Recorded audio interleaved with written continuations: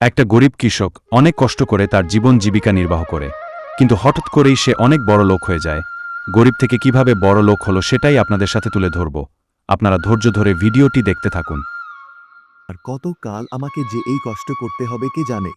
জীবনে কি আর টাকা পয়সার মুখ দেখতে পারবো না? জীবনটাই কষ্টে কষ্টে কাটিয়ে দিলাম। কিরে বীরেন, জি মহারাজ, বলুন। 2 বছর হয়ে গেল, তুই আমার টাকাটা এখনো ফেরত দিস না কেন? মহারাজ, আমাকে আর কয়েকটা দিন সময় দিন, আমি ঠিক আপনার টাকা ফেরত দিয়ে দিব। না না, তোকে আর সুযোগ দেওয়া যাবে না। আগামী 5 দিনের মধ্যে আমার টাকা ফেরত চাই, তা না হলে তোর ভিটা বাড়ি আমি দখল করে নিব বলে দিলাম। মহারাজ, আমার ভিটা বাড়ি ছাড়া আমার আর থাকার কোনো জায়গা নাই। আমাকে আপনি ভিটা ছাড়া করবেন না। আমি চেষ্টা করব আপনার টাকা পরিশোধ করার জন্য।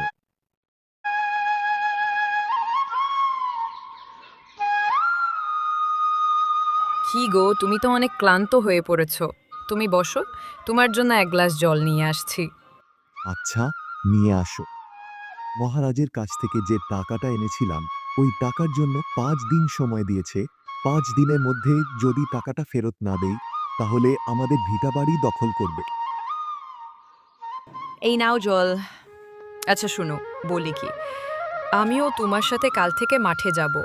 দুজন মিলে একসাথে কাজ করব।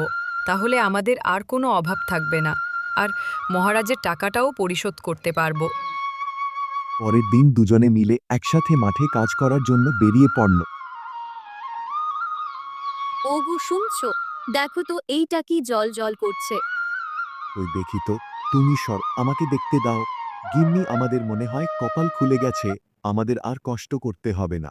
কি গো, কি হয়েছে যে আমাদের আর কোনো কষ্ট করতে হবে না? আমরা স্বর্ণের হাড়ি পেয়ে গেছি। বলো কি? হ্যাঁ গিন্নি, আমরা বড় লোক হয়ে যাব।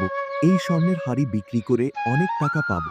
আমাদের বাড়ি গাড়ি হবে, ব্যবসা বাণিজ্য করব, তারপর পায়ের উপর পা তুলে খাব। এভাবেই একজন কৃষক হঠাৎ করেই বড়লোক হয়ে যায় এবং তারা সুখে শান্তিতে বসবাস শুরু করতে থাকে।